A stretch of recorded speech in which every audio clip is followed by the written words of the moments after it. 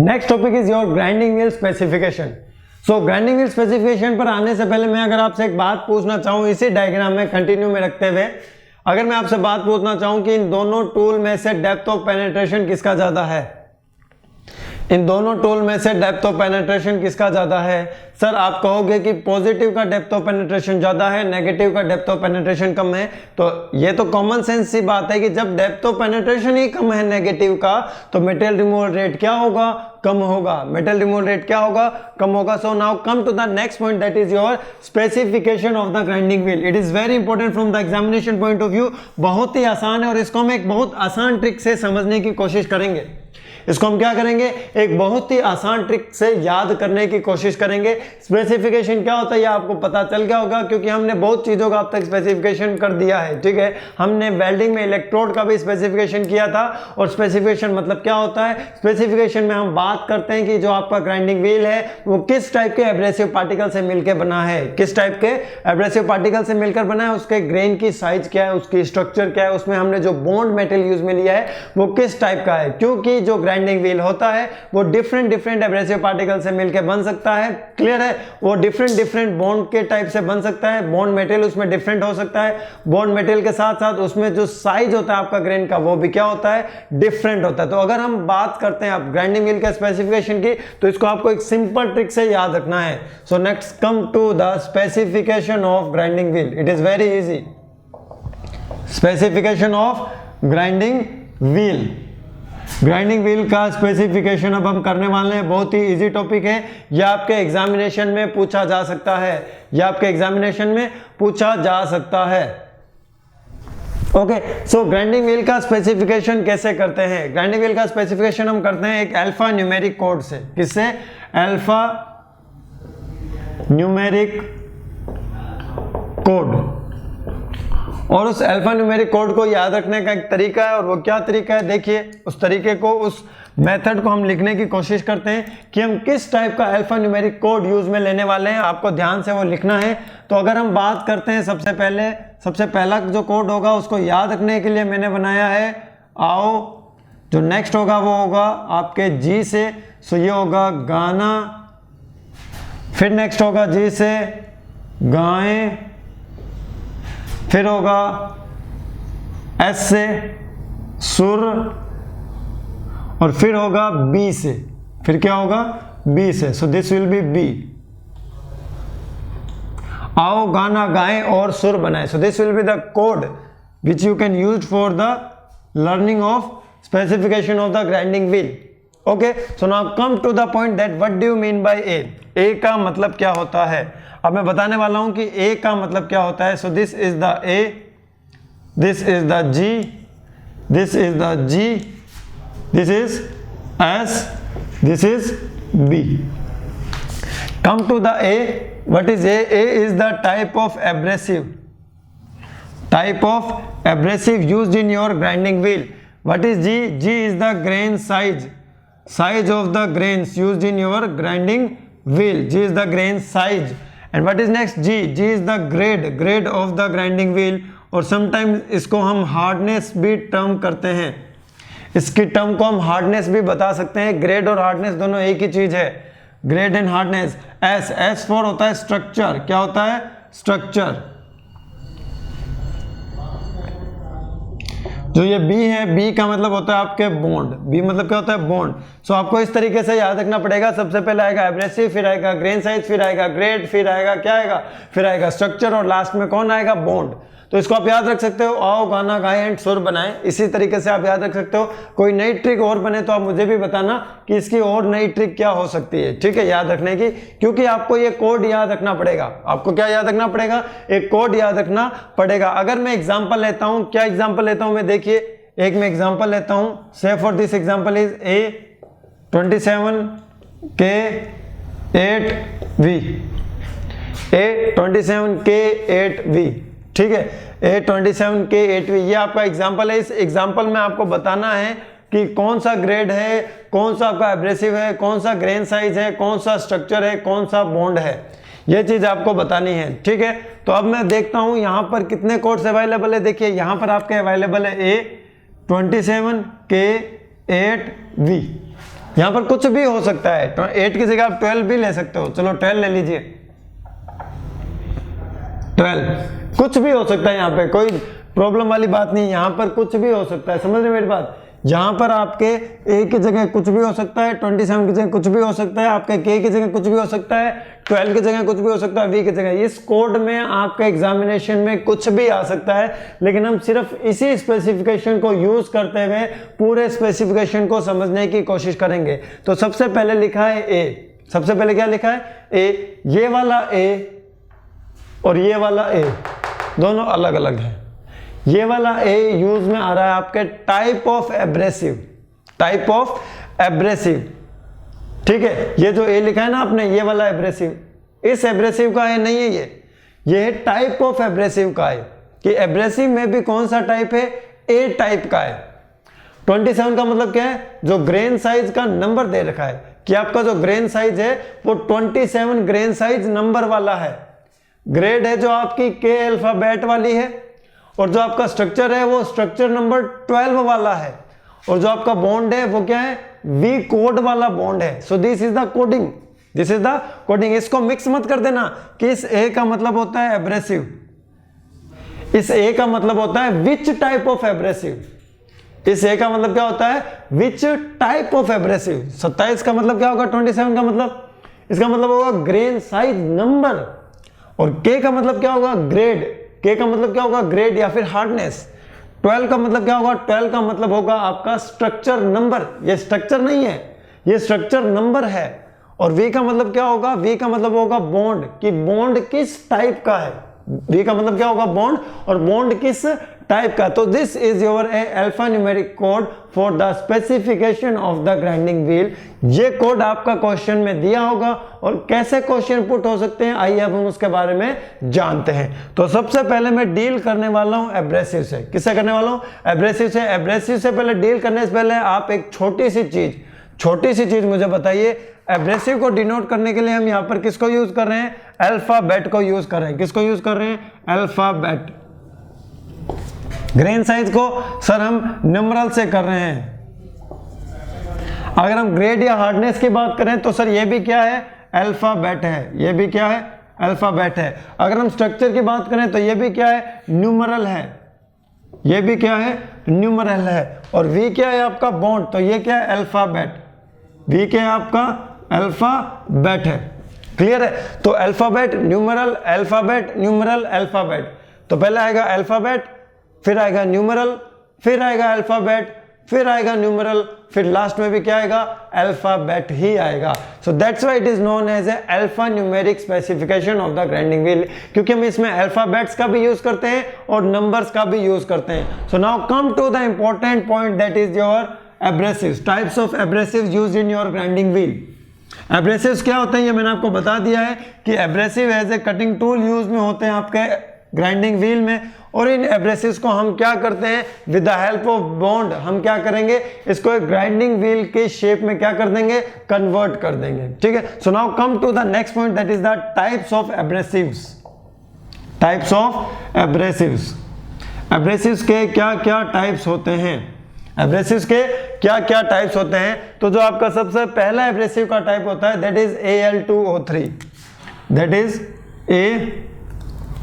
Al2O3। So this is the aluminium oxide, this is the aluminium oxide. जो next type का होता है वो होता है आपके CBN, वो क्या होता है आपके CBN, या फिर होते हैं आपके कार्बाइड, या क्या होते हैं आपके कार्बाइड होते हैं। नेक्स्ट होता है आपके डायमंड, नेक्स्ट क्या होता है आपके डायमंड। डायमंड भी as a abrasive particle use में लिया जा सकता है। CBN में दो टाइप्स के होते हैं आपके, सॉरी कार्बाइड में दो टाइप्स के होते हैं आपके, एक होता है आपके बोरॉन कार्बाइड, एक होता है सिलिकॉन कार्बाइड। ये क्या होता है, बोरॉन कार्बाइड, एक क्या होता है, सिलिकॉन कार्बाइड होता है। ठीक है। अब क्वेश्चन क्या आता है, क्वेश्चन ये आता है कि इनके रिस्पेक्टिव में मटेरियल पूछता है कि कौन सा जो आपका एब्रेसिव पार्टिकल है वो सॉफ्ट एंड डक्टाइल मेटल के लिए यूज में लेंगे, कौन सा एब्रेसिव पार्टिकल को हम हार्ड मेटल के लिए यूज में लेंगे, कौन सा एब्रेसिव पार्टिकल को हम वेरी हार्ड मटेरियल के लिए यूज में लेंगे। तो अगर आपके लिखा है ए, तो ए मतलब क्या हो जाएगा Al2O3, सी मतलब लिखा है तो CBN या फिर कार्बाइड, डी लिखा है तो डी मतलब डायमंड, डी लिखा है तो डी मतलब डायमंड। तो आई होप यहां तक आपको कोई प्रॉब्लम नहीं आई होगी। अब मैं बात करने वाला हूं इनके रिस्पेक्टिव मटेरियल के बारे में, क्लियर है। तो अब मैं पहले बात करता हूं हार्डनेस की, किसकी, हार्डनेस की। तो जो डायमंड की जो हार्डनेस होती है वो सबसे ज्यादा होती है, ये तो आपको पता है। डायमंड की हार्डनेस क्या होती है, सबसे ज्यादा, और डायमंड के बाद हार्डनेस किसकी होती है, CBN की,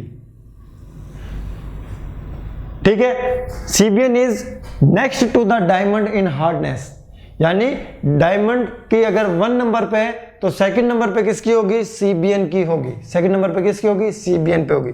तो एक पॉइंट आपको ये याद रखना है। दूसरा आपको याद रखना है कि जो नेचुरल एब्रेसिव्स होते हैं वो होते हैं Al2O3 और डायमंड, Al2O3 डायमंड, और एक एमरी नाम का भी एब्रेसिव पार्टिकल होता है जो कि एज ए आपके नेचुरल एब्रेसिव यूज में लिया जाता है।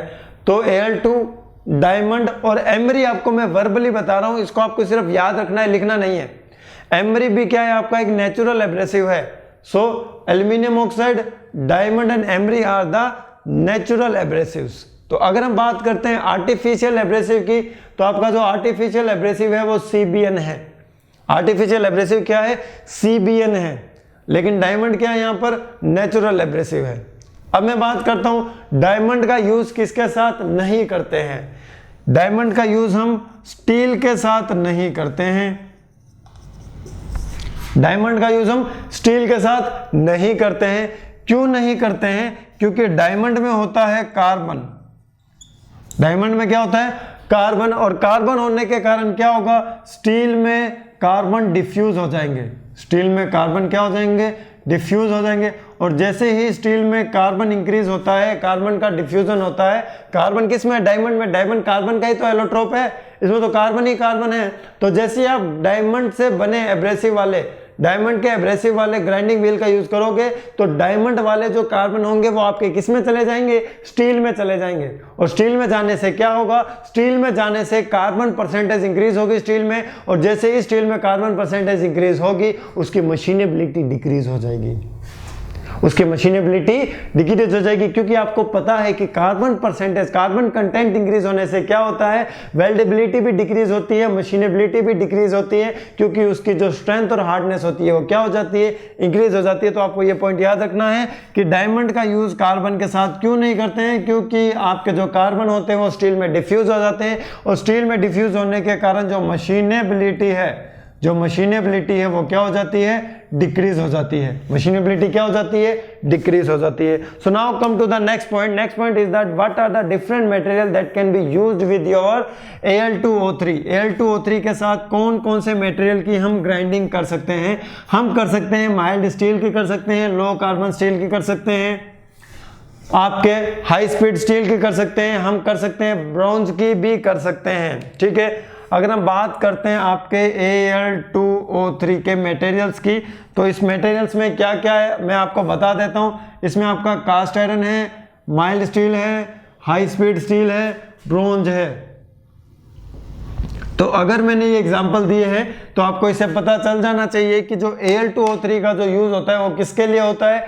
Al2O3 का जो यूज होता है वो होता है सॉफ्ट एंड डक्टाइल मटेरियल के लिए। किसके लिए, सॉफ्ट एंड डक्टाइल मटेरियल के लिए, सॉफ्ट एंड डक्टाइल मटेरियल्स। अगर हम बात करते हैं कार्बाइड्स, क्या, कार्बाइड्स, तो कार्बाइड्स का यूज होता है आपके किसके लिए, हार्ड मटेरियल्स के लिए। किसके लिए, हार्ड मटेरियल्स के लिए। क्लियर है। अगर हम बात करते हैं डायमंड की, तो डायमंड भी किसके लिए होता है, हार्ड मटेरियल्स के लिए होता है। किसके लिए होता है, हार्ड मटेरियल्स के लिए। लेकिन डायमंड का यूज किसके साथ नहीं करते हैं, स्टील के साथ नहीं करते हैं। किसके साथ नहीं करते हैं, स्टील के साथ नहीं करते हैं। अगर मैं बात करता हूं CBN, किसकी, CBN की, तो CBN का हम यूज करते हैं वेरी हार्ड मटेरियल्स के लिए। किसके लिए, वेरी हार्ड मटेरियल्स। CBN का यूज किया जाता है वेरी हार्ड मटेरियल्स। तो ग्राइंडिंग ऐसा ऑपरेशन है, ग्राइंडिंग एक ऐसा ऑपरेशन है जिसमें हम ऐसे मटेरियल्स की मशीनिंग कर सकते हैं जिसकी मशीनिंग कोई और मशीनिंग ऑपरेशन नहीं कर सकता। क्या बात बता दी सर। ग्राइंडिंग एक ऐसा मशीनिंग ऑपरेशन है जिसमें हम उन मटेरियल्स की भी मशीनिंग कर सकते हैं जिनकी मशीनिंग कोई और मशीनिंग ऑपरेशन नहीं कर सकता। इसलिए CBN हम यूज में लेते हैं वेरी हार्ड मटेरियल्स के लिए, कार्बाइड हम यूज लेते हैं हार्ड मटेरियल्स के लिए, और जो आपका Al2O3 होता है वो होता है सॉफ्ट एंड डक्टाइल मटेरियल्स के लिए। और डायमंड का यूज किसके साथ नहीं होता है? स्टील के साथ। डायमंड का यूज किसके साथ नहीं होता है? स्टील के साथ। सर कार्बाइड में तो दो होते हैं सर, एक तो होता है बोरॉन कार्बाइड और एक होता है सिलिकॉन कार्बाइड। तो दोनों में से सबसे ज्यादा इफेक्टिव कौन सा है? Silicon carbide is more effective as compare to B4C, as compared to B4C. So this is all about your types of abrasives used in your grinding wheel. तो आपको abrasives के बारे में इतना ही जानना है कि कौन सा नेचुरल होता है, कौन सा आर्टिफिशियल होता है, कौन सा किस टाइप के मटेरियल के लिए यूज में होता है और किसका किसके साथ यूज नहीं होता है। डायमंड का स्टील के साथ यूज नहीं होता है। So next come to the grain size. Grain size में हम क्या पढ़ते हैं? ग्रेन साइज में हम देखते हैं कि जो ग्रेन हमारा है वो बड़ा है या छोटा है, बड़ा है या छोटा है। अब आप मुझे एक चीज बताइएगा, एक फिर वापस में एक एग्जांपल से आपको बताता हूं। एग्जांपल से मैं आपको समझाने की कोशिश करता हूं कि आपका एक ग्रेन इतना बड़ा है और आपका एक ग्रेन छोटा है, दोनों में से सबसे ज्यादा मटेरियल रिमूव कौन करेगा? दोनों में से सबसे ज्यादा मटेरियल रिमूव कौन करेगा? बताइए। इस एग्जांपल से आप समझ गए होंगे सर, जो ग्रेन बड़ा होगा उससे ज्यादा मटेरियल रिमूव होगा, जो ग्रेन छोटा होगा उससे कम मटेरियल रिमूव होगा। ऐसे कोई नहीं समझाता है, ऐसा डायग्राम बना के कोई नहीं समझाता है। ठीक है, मैं समझा रहा हूं आपको ताकि ये आपको कॉन्सेप्ट समझ आ जाए। हालांकि ये जो मैंने एग्जांपल लिया है ये बहुत ही सिली एग्जांपल है, बहुत ही आसान एग्जांपल है, लेकिन इससे जो चीज आपको समझ आने वाली है ना वो बहुत बड़ी चीज है। अभी देखो, जो बड़ा ग्रेन होगा वो ज्यादा मटेरियल रिमूव करेगा, और अगर ज्यादा मटेरियल रिमूव करेगा तो चिप्स भी कैसी बनेगी सर? बड़ी बड़ी। चिप्स भी कैसी बनेगी? बड़ी बड़ी। जो छोटा होगा वो कम मटेरियल रिमूव करेगा, तो अगर वो कम मटेरियल रिमूव करेगा तो चिप्स भी कैसी बनेगी? छोटी बनेगी। और अगर बड़ी चिप्स बनी है तो उनको फ्लो होने के लिए रास्ता भी कैसा चाहिए? बड़ा चाहिए। याद रख लेना ये चीज है। जो छोटी चिप्स बनी है तो उनको फ्लो होने के लिए रास्ता भी कैसा चाहिए? छोटा चाहिए। जो बड़ी ग्रेन्स बनती है वो बनती है आपके सॉफ्ट एंड डक्टाइल मटेरियल में, और जो छोटी ग्रेन्स होती है वो आपके बनती है हार्ड मटेरियल्स में, हार्ड एंड स्ट्रॉन्ग। तो जब भी आपको मशीनिंग करनी हो सॉफ्ट एंड डक्टाइल मटेरियल की तो हम बड़ा ग्रेन यूज में ले लेंगे। हार्ड एंड ब्रिटल के लिए अगर हमें स्ट्रॉन्ग के लिए लेना है तो छोटा ग्रेन यूज में ले लेंगे। जब भी हमें ज्यादा मटेरियल रिमूव करना हो तो बड़ा ग्रेन ले लेंगे, जब भी हमें कम मटेरियल रिमूव करना हो तो छोटा ग्रेन ले लेंगे। आ रही है ना बात समझ में? बस अगर ये चीज आपको समझ में आ चुकी है तो आगे आने वाली चीजें भी सारी समझ में आ जाएगी। ये चीज आपके दिमाग में घुस जानी चाहिए कि बड़ा ग्रेन का क्या फंक्शन है, छोटे ग्रेन का क्या फंक्शन है। सो अब मैं आ रहा हूं आपके ग्रेन साइज पर। अब आपको चीजें समझ आएगी, ध्यान से देखना। अब आपको चीजें दिमाग में जाने लगेगी, और इतना सिंपल बना दिया है मैंने इस ग्राइंडिंग चैप्टर को, इससे ज्यादा सिंपल हो ही नहीं सकता, इससे ज्यादा सिंपल हो ही नहीं सकता। So next is the grain size, next is the grain size. और हमने क्या एग्जांपल लिया था? हमने लिया था A27K12V, ये एग्जांपल लिया था हमने। ये एग्जांपल लेके चलेंगे सभी में। यहां पर जो 27 लिखा है वो क्या है सर? वो ग्रेन साइज है? नहीं, वो ग्रेन साइज नहीं है, वो है ग्रेन साइज नंबर। वो क्या है? Grain size number, which means 27 एक ऐसा नंबर है जिसकी हेल्प से हम ग्रेन साइज निकाल सकते हैं, जिसकी हेल्प से हम क्या कर सकते हैं? ग्रेन साइज निकाल सकते हैं। That's why it is not the grain size, it is the grain size number, it is the grain size number. मैं बात कर रहा हूं किसकी? ग्रेन साइज नंबर की। तो देखिए ग्रेन साइज नंबर कहां से कहां वेरी करते हैं। एक होता है आपका 10 to 24, दूसरा होगा आपका 30 to 60, फिर होगा आपके 80 to 180, फिर होगा आपके 200 to 600। तो इन चार कैटेगरीज में हमने क्या कर रखा है? ग्रेन को डिवाइड कर रखा है। अब मैं यहां पर लिख रहा हूं type of grain, type of grain की, ग्रेन किस टाइप का होगा। तो अगर मैं बात करता हूं 10 to 24 की, तो इसमें जो आपका ग्रेन होगा that will be coarse grain. कौन सा ग्रेन होगा? कोर्स ग्रेन होगा। 30 to 60 में होगा आपका मीडियम ग्रेन, मीडियम कोर्स कह दो या फिर मीडियम ग्रेन कह दो, कोई बात नहीं है, कोई प्रॉब्लम नहीं है, सेम ही है। 80 to 180 होगा आपका फाइन ग्रेन,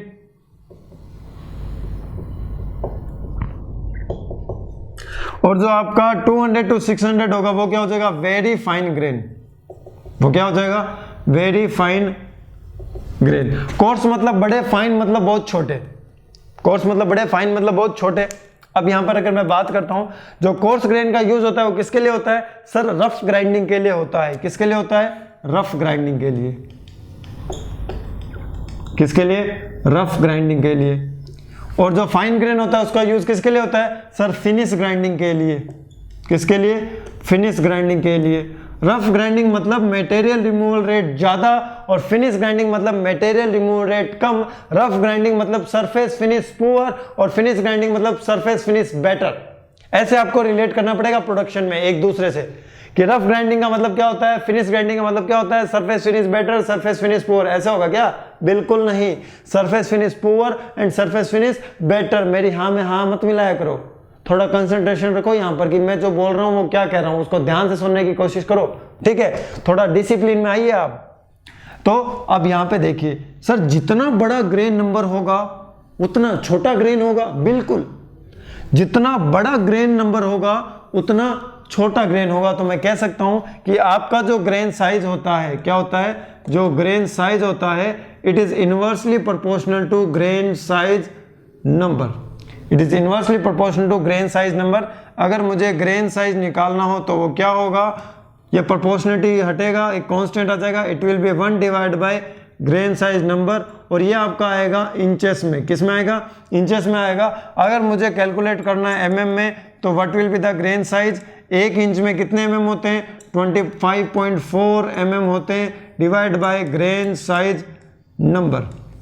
तो आपको ये चीज याद रखनी है, फॉर्मूला शीट में आपको ये लिख देना है, what is the grain size, grain size is inversely proportional to grain size number, and what is the value of the grain size, it will be equals to 1 by grain size number, and it will be in the inch. अगर हम इसको multiply कर देते हैं 25.4 से, तो वो क्या हो जाएगा, एमएम में आ जाएगा। किस में आ जाएगा, एमएम में आ जाएगा। तो ये तीनों चीजें आपको याद रखनी है कि जितना बड़ा ग्रेन नंबर होगा उतना छोटा ग्रेन होगा, जितना ग्रेन नंबर ज्यादा होगा उतना ग्रेन का साइज क्या होगा, छोटा होगा। ये क्वेश्चन में पूछा जाता है, ये क्वेश्चन में पूछा जाता है। अगर मैं इस एग्जांपल के ग्रेन साइज की बात करूं, इस एग्जांपल के मैं ग्रेन साइज की बात करूं, तो यहां पर ग्रेन साइज क्या होगा बताएंगे मुझे। यहां पर जो ग्रेन साइज होगा फॉर दिस एग्जांपल, ये होगा 25.4 डिवाइड बाय 27 mm, मतलब 1 mm से भी कम है ग्रेन का साइज, 1 mm से भी कम है ग्रेन का साइज। लेकिन अगर यहां पर नीचे 600 होता तो कितना छोटा हो जाता। तो कहने का मतलब यह है कि जैसे जैसे ग्रेन साइज नंबर इंक्रीज होगा वैसे वैसे ग्रेन साइज क्या होता जाएगा, छोटा होता जाएगा। That's why grain size is inversely proportional to grain size number. और अगर हम सीधा यूज में लेंगे तो इंच में आएगा, अगर हम 25.4 यूज में लेंगे तो किस में आएगा, mm में आएगा। ये चीज आपके दिमाग में घुस जानी चाहिए। बहुत ही आसान है, इसमें कोई हमने मैथमेटिक्स मैकेनिक्स नहीं लगाई है, सोम भी नहीं लगाया है, हमने कोई वेल्डिंग वाला कंसेप्ट भी नहीं लगाया है। बिल्कुल ये सिंपल मैथमेटिक्स ही चल रही है और मैथमेटिक्स ही चलती रहेगी। पूरे ग्राइंडिंग चैप्टर में ही क्या होगा, आपका सिर्फ एनालिटिकल एनालिसिस ही होगा। आपने जो थ्योरेटिकल कंसेप्ट पढ़ा है उसी को यहाँ पर अप्लाई करना है। जैसे मैंने आपको बताया था कोर्स ग्रेन होगा, ज्यादा मटेरियल रिमूव करेगा, बड़े वाला ग्रेन पिछले वाले एग्जाम्पल में, तो उसके लिए रफ ग्राइंडिंग। छोटे वाला ग्रेन कम मटेरियल रिमूव करेगा तो उसके लिए फिनिश ग्राइंडिंग। अगर बड़ा मटेरियल रिमूव कर रहा है तो मटेरियल कौन सा होगा, वो होगा आपका सॉफ्ट एंड डक्टाइल। अगर छोटा मटेरियल रिमूव कर रहा है तो वो आपका मटेरियल कौन सा होगा, वो होगा आपका हार्ड एंड स्ट्रॉन्ग। तो ऐसे आपको चीजें एक दूसरे से रिलेट करनी पड़ेगी, तभी आपको ये ग्राइंडिंग का जो स्पेसिफिकेशन है समझ में आएगा। So let's come to the next point, that is your hardness. That is your hardness. तो ग्रेन साइज निकाल लोगे ना ऐसे, हाँ ये फॉर्मूला याद रखना पड़ेगा, ये फॉर्मूला आपको याद रखना पड़ेगा। अब मैं हार्डनेस पे आ रहा हूं। हार्डनेस तो बहुत इजी है, इससे भी ज्यादा इजी है, उसमें तो कोई फॉर्मूला ही नहीं है। हार्डनेस में कोई फॉर्मूला ही नहीं है। और हार्डनेस उसमें मुझे बताइए किससे शो किया है। हार्डनेस, हार्डनेस हम ग्रेड बोल दो इसको, चाहे ग्रेड बोल दो, हमने तो ग्रेड से याद किया है। ग्रेड और हार्डनेस एक ही चीज है, ग्रेड और हार्डनेस सेम चीज है, ठीक है। इसमें कोई डिफरेंशिएट मत कर देना, हार्डनेस अलग होती है, ग्रेड अलग होती है। So what is the grade and what is the hardness? Grade और हार्डनेस क्या होती है? ग्रेड और हार्डनेस होती है, देखिए अब मैं डेफिनेशन लिख रहा हूं, it is the ability of bond to retain abrasives. It is the ability of bond to retain abrasives. अब इसको ध्यान से समझने की कोशिश करना। अब मैं एक एग्जांपल से आपको समझा रहा हूं, देखिए दो एब्रेसिव्स को हमने with the help of some bond क्या कर रखा है? जोड़ रखा है। अब मैं क्या करता हूं, इस पर रबिंग फोर्स के कारण इसको पुल ऑफ करने की कोशिश करता हूं एब्रेसिव को। अगर मैं एब्रेसिव को आसानी से पुल ऑफ कर रहा हूं तो वो व्हील सॉफ्ट है। वो व्हील कैसा है? सॉफ्ट। अगर एब्रेसिव को पुल करने में ज्यादा फोर्स लग रहा है तो वो व्हील हार्ड है। तो कहने का मतलब ये है कि हार्ड व्हील में क्या होगा, एब्रेसिव को बाहर निकालने के लिए बहुत ज्यादा फोर्स लगाना पड़ेगा, और सॉफ्ट व्हील क्या होगा, एब्रेसिव को बाहर निकालने के लिए कम फोर्स लगाना पड़ेगा। ये चीज होती है ability of the bond to retain the abrasives. Abrasive में जो पकड़ है, जो अट्रैक्शन है, उसी अट्रैक्शन को हम कहते हैं हार्डनेस। उसी अट्रैक्शन को हम क्या कहते हैं? हार्डनेस कहते हैं। अगर आप एब्रेसिव को खींचने की कोशिश करोगे और अगर व्हील ज्यादा हार्ड होगा, अगर आप एब्रेसिव को खींचने, आप मतलब वर्कपीस, आप मतलब वर्कपीस, तो अगर आप एब्रेसिव को ज्यादा खींचने की कोशिश करोगे और अगर आपका व्हील हार्ड है तो वो एब्रेसिव को बाहर नहीं निकलने देगा। अगर आपका व्हील सॉफ्ट है और एब्रेसिव को आप खींचने की कोशिश कर रहे हो तो व्हील उसको जाने देगा। तो जो आपका हार्ड व्हील होगा ना, कभी भी वो एब्रेसिव को बाहर निकलने ही नहीं देगा। तो सर उसमें शेल्फ शार्पनिंग नहीं होगी? नहीं होगी, उसमें शेल्फ शार्पनिंग नहीं होगी। तो सेल्फ शार्पनिंग तभी होती है जब आपके वियर हुए हुए एब्रेसिव पार्टिकल्स बाहर निकल जाए। तो जब आपका हार्ड व्हील वियर हुए हुए एब्रेसिव पार्टिकल्स को बाहर ही नहीं निकलने दे रहा है तो उसकी शेल्फ शार्पनिंग नहीं होगी। उसकी शार्पनिंग करनी पड़ेगी हमें। उसकी शार्पनिंग किसे करनी पड़ेगी? हमें करनी पड़ेगी। So now come to the grade और hardness. Come to the grade और हार्डनेस। बिल्कुल, अब ध्यान से देखना, ये चीज ही समझने वाली है। इस चीज को अगर आपने समझ लिया तो ग्राइंडिंग व्हील के सबसे टिपिकल कॉन्सेप्ट को आपने समझ लिया। लेकिन इस टिपिकल कॉन्सेप्ट को मैं बिल्कुल आसान लैंग्वेज में समझाऊंगा, क्योंकि अभी थोड़ी देर पहले मैंने एक जो डायग्राम बनाया था ना, वो भी यूज में आने वाला है। इसीलिए डायग्राम को ध्यान से देखा करो। ग्रेड एंड हार्डनेस, इसको याद रखने का तरीका A to H, I to P, फिर P के बाद क्या आता है? Q to Z। याद रखने का क्या तरीका? HP। याद रखने का क्या तरीका? HP। और कोई तरीका नहीं होता, ऐसा बनाने पड़ते हैं, मेथड हमें बनाने पड़ते हैं। अब मैं बात कर रहा हूं व्हील की। किसकी? व्हील की। और मैं बात कर रहा हूं यहां पे वर्कपीस की। बिल्कुल सही सर। ए से जो H होगा वो आपका सॉफ्ट व्हील होगा। I से जो P होगा वो कैसा होगा? मीडियम व्हील होगा।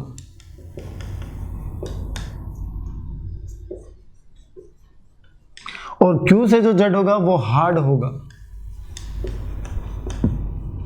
ठीक है, यहां क्या है? K कहां है? IJK। IJK मीडियम व्हील है। कैसा व्हील है? मीडियम व्हील है। तो अगर मीडियम व्हील है तो वर्कपीस भी कैसा होगा? Medium. Medium hard. Sir hard wheel का यूज हम किसके साथ करते हैं? आप मन में सोचो, और मन में जो सोच रहे हो ना वो मैं यहां पे लिख रहा हूं। आप जो मन में सोच रहे हो वो मैं यहां पर लिख रहा हूं, लेकिन ये गलत है। ये क्या है? गलत है। हम हार्ड व्हील का यूज हार्ड वर्कपीस के साथ नहीं करते हैं। अगर कहीं ऐसा लिखा है हार्ड व्हील तो उसका मतलब ये नहीं है वर्कपीस भी हार्ड हो। वो सिर्फ व्हील का लिख रखा है कि व्हील कैसा होना चाहिए? हार्ड होना चाहिए। वर्कपीस का नहीं लिखा है। यही तो यहां पर लफड़ा है। यही तो यहां पर क्वेश्चन बनता है कि सॉफ्ट व्हील का यूज किसके साथ करते हैं? सॉफ्ट व्हील का यूज करते हैं हम हार्ड वर्कपीस के साथ। और हार्ड व्हील का यूज हम किसके साथ करते हैं? हम यूज करते हैं सॉफ्ट वर्कपीस के साथ। अपोजिट होता है। अब तो आपको याद रहेगा जिंदगी भर, क्योंकि अभी आपने क्या किया है? मन में कुछ बोला था और मैंने मन वाला लिखा था, मन की आवाज यहां तक आ गई थी, लेकिन वो मन की आवाज गलत थी आपकी। आपको याद क्या रखना है, हार्ड व्हील और सॉफ्ट वर्कपीस का कॉम्बिनेशन होता है, और क्या होता है आपके सॉफ्ट व्हील और हार्ड वर्कपीस का कॉम्बिनेशन होता है, अपोजिट होते हैं। ये क्या होते हैं, अपोजिट। अब क्यों होते हैं वो मैं आपको बताऊंगा, वो किसी को नहीं बताया मैंने, वो मैं सिर्फ आपको ही बता रहा हूं, और आपके और हमारे बीच में रहनी चाहिए वो बात कि ऐसा क्यों होता है, ऐसा क्यों होता है। और उस क्यों होता है उसका हम एक एग्जांपल लेके चलते हैं। क्यों होता है उसका हम क्या करते हैं, एक एग्जांपल लेके चलते हैं। और वो एग्जांपल क्या है, मेरी बातों को ध्यान से सुनेंगे। मैं ले रहा हूं हार्ड कॉम्बिनेशन, मतलब आपका व्हील भी कैसा है, हार्ड है, आपका वर्कपीस भी कैसा है, हार्ड है। अब ध्यान से सुनिए मेरी बात। तो जब आप क्या करोगे, HH कॉम्बिनेशन का यूज करोगे, तो उस कंडीशन में क्या होगा, आपका वर्कपीस हार्ड होगा, और वर्कपीस के हार्ड होने के कारण, अब मेरे सुन लो मेरी बात ध्यान से, कई स्टूडेंट्स के दिमाग में आ रहा होगा सर ये एब्रेसिव पार्टिकल की हार्डनेस है। नहीं, ये एब्रेसिव पार्टिकल्स को जोड़ने वाली ताकत को बता रहा है। It is the ability of the bond to retain the abrasive. ये एब्रेसिव पार्टिकल्स की हार्डनेस या सॉफ्टनेस नहीं बता रहा है, समझ रहे हो ना। Al2 ये उसके बारे में नहीं है, Al2 का जो एब्रेसिव पार्टिकल है हार्ड है या सॉफ्ट है, दिमाग से वो निकालिए पहले चीज तो, कि ये एब्रेसिव पार्टिकल की हार्डनेस नहीं है। ये एब्रेसिव पार्टिकल्स को तोड़ने में जितना फोर्स लग रहा है ना, उसको हम हार्डनेस कह रहे हैं। जितना ज्यादा फोर्स लगेगा एब्रेसिव पार्टिकल्स को अलग करने में, उतनी ज्यादा हार्डनेस, और जितना कम फोर्स लगेगा उतनी कम हार्डनेस। तो अगर आपका वर्कपीस हार्ड है तो जो आपके व्हील के जो एब्रेसिव पार्टिकल्स होंगे वो वियर जल्दी हो जाएंगे। वियर कितने हो जाएंगे, जल्दी हो जाएंगे। और कितने जल्दी हो जाएंगे, 2 to 3 मिनट में ही वियर हो जाएंगे।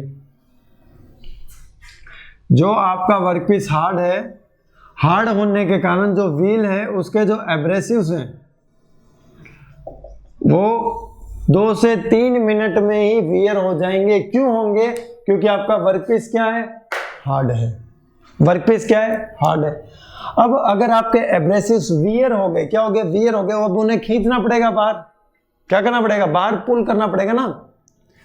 तो उनको बाहर पुल करने के लिए जो वर्कपीस फोर्स लगाएगा वो ज्यादा लगाएगा। अब देखिए व्हील कैसा है, हार्ड है। व्हील कैसा है, हार्ड है। हार्ड होने का मतलब है कि वो एब्रेसिव पार्टिकल्स को बाहर नहीं जाने देगा, एब्रेसिव पार्टिकल्स को बाहर नहीं जाने देगा। तो जब वो एब्रेसिव पार्टिकल्स को बाहर नहीं जाने देगा तो वियर हुए एब्रेसिव पार्टिकल्स क्या ग्राइंडिंग कर पाएंगे, नहीं कर पाएंगे। वो सिर्फ क्या करेंगे, आपके वर्कपीस पर रोटेट होते रहेंगे। ध्यान से सुनिए मेरी बात, ध्यान से सुनिए। Due to the workpiece is hard, the abrasive particles will be wear off quickly after 2 to 3 minutes because the rubbing force will be very high, because the rubbing force will be very high। अब क्या होगा, abrasive particles को बाहर निकालने के लिए जो workpiece force लगा रहा है उसके कारण एब्रेसिव पार्टिकल बाहर नहीं आ पाएंगे। क्यों, क्योंकि आपका व्हील भी हार्ड है। व्हील उन एब्रेसिव पार्टिकल्स को बाहर नहीं निकलने देगा। तो जब आपका व्हील एब्रेसिव पार्टिकल्स को बाहर नहीं निकलने देगा तो क्या एब्रेसिव पार्टिकल घिसे हुए आपकी ग्राइंडिंग करेंगे, नहीं करेंगे। तो जब आपके एब्रेसिव पार्टिकल बाहर नहीं निकल रहे हैं तो अंदर वाले फ्रेश एब्रेसिव पार्टिकल्स को ग्राइंडिंग करने का मौका नहीं मिलेगा। तो उसके कारण क्या होगा, आपका ग्राइंडिंग व्हील घूमता रहेगा, घूमता रहेगा, घूमता रहेगा, कोई भी ग्राइंडिंग नहीं करेगा। फिर हमें क्या करना पड़ेगा, उन वियर हुए एब्रेसिव पार्टिकल्स को मैन्युअली बाहर निकालना पड़ेगा। अगर वर्कपीस बाहर नहीं निकाल सकता है तो हम निकाल सकते हैं। अगर वर्कपीस बाहर नहीं निकाल सकता है घिसे हुए एब्रेसिव पार्टिकल्स को, तो कौन निकालेंगे, हम निकालेंगे। और हम किसकी हेल्प से निकालेंगे, हम निकालेंगे सिंगल पॉइंट टिप टूल की हेल्प से। सिंगल पॉइंट टिप्ड टूल की हेल्प से हम क्या करेंगे, वियर आउट हुए एब्रेसिव पार्टिकल्स को बाहर निकालेंगे। वियर हुए एब्रेसिव पार्टिकल्स को क्या करेंगे, बाहर निकालेंगे। और वो बाहर हम कैसे निकालते हैं, देखो आपके वियर हुए एब्रेसिव पार्टिकल्स को बाहर निकालने के लिए हम क्या करेंगे, हमारा जो सिंगल पॉइंट टूल होगा वो इसके अंदर हम पेनेट्रेट कर देंगे ऐसे। तो जब हम ऐसे पेनेट्रेट कर देंगे तो ये कुछ डेप्थ ऑफ कट तक जाएगा। और ये जब कुछ डेप्थ ऑफ कट तक जाएगा तो डेप्थ ऑफ कट तक जाने के बाद क्या होगा, ये वाले जो वियर हुए एब्रेसिव पार्टिकल्स हैं उनकी मशीनिंग हो जाएगी। उनकी क्या हो जाएगी, मशीनिंग हो जाएगी। और अंदर वाले जो फ्रेश पार्टिकल्स हैं वो बाहर आ जाएंगे, अंदर वाले जो फ्रेश पार्टिकल्स है वो पेरीफेरी पर आ जाएंगे। तो कहने का मतलब ये कि जब मैं सिंगल पॉइंट टिप टूल को आपके व्हील में पेनेट्रेट करूंगा, रोटेटिंग व्हील में पेनेट्रेट करूंगा, तो ये वियर हुए एब्रेसिव पार्टिकल्स हट जाएंगे, ये लो हट गए, और क्या हो गए, जो फ्रेश एब्रेसिव पार्टिकल्स होंगे जो वियर नहीं हुए हैं उन्हें ग्राइंडिंग करने का चांस मिलेगा, उन्हें ग्राइंडिंग करने का क्या मिलेगा, चांस मिलेगा। इस प्रोसेस को मैं कहता हूं ड्रेसिंग, इस प्रोसेस को मैं क्या कहता हूं, ड्रेसिंग कहता हूं। तो कहने का मतलब यह है जब भी आप HH कॉम्बिनेशन यूज में लोगे तो आपको ड्रेसिंग करनी ही पड़ेगी, क्योंकि आपका व्हील हार्ड है, वो एब्रेसिव पार्टिकल्स को बाहर नहीं निकलने देगा, इसलिए हम सिंगल पॉइंट टिप टूल की हेल्प से क्या करेंगे, ड्रेसिंग करेंगे। ठीक है सर, ड्रेसिंग कर देंगे, लेकिन जो ये ड्रेसिंग में जो टाइम कंज्यूम होता है that will be 15 to 20 minutes, that will be 15 to 20 minutes. तो कहने का मतलब यह है कि 2 से 3 मिनट की ग्राइंडिंग के बाद after 2 to 3 minute of the machining time 15 to 20 minutes of the dressing time is not productive, is not productive. ठीक है, इसको हम क्या कर सकते हैं, यूज में नहीं ले सकते हैं, क्योंकि ये बहुत आइडियल टाइम है, मशीनिंग टाइम बहुत कम है, आइडियल टाइम बहुत ज्यादा है, so it is not justified. होना क्या चाहिए, मशीनिंग टाइम बहुत ज्यादा होना चाहिए, आइडियल टाइम कम होना चाहिए। तो इसलिए हम HH कॉम्बिनेशन को यूज में नहीं लेते हैं, क्योंकि 2 से 3 मिनट बाद आपका व्हील वियर हो जाता है, फिर उसके बाद हमें 15 से 20 मिनट की ड्रेसिंग करनी पड़ती है, फिर हमें वापस उसको यूज करेंगे तो 2 से 3 मिनट बाद वियर हो जाएगा। तो कहने का मतलब ये, अगर हम बात करते हैं एन आवर की तो 1 घंटे में क्या होगा, सिर्फ अगर हम बात करें 3 की, so it will be less than 10 minute आपकी ग्राइंडिंग होगी। तो लेस देन 10 मिनट ग्राइंडिंग का मतलब है 50 मिनट 50 मिनट्स का idle time, so it is not justified. तो HH कॉम्बिनेशन का हम यूज नहीं करते हैं। तो सर हम क्या यूज करते हैं, HS कॉम्बिनेशन का यूज करो। HH नहीं ले रहे हो तो HS कॉम्बिनेशन का यूज लो, और उसमें क्या होता है वो देखिए, उसमें क्या होता है वो देखिए। हमने सबसे पहला कॉम्बिनेशन पढ़ा था HH कॉम्बिनेशन पढ़ा था। HH कॉम्बिनेशन में क्या होता है, जो आपका मशीनिंग होता है वो होता है 2 से 3 मिनट, 2 to 3 मिनट, और जो ड्रेसिंग होता है उसे हम क्या कहते हैं, ड्रेसिंग में होता है आपके 15 to 20 मिनट, और ये आपका जस्टिफाइड नहीं है,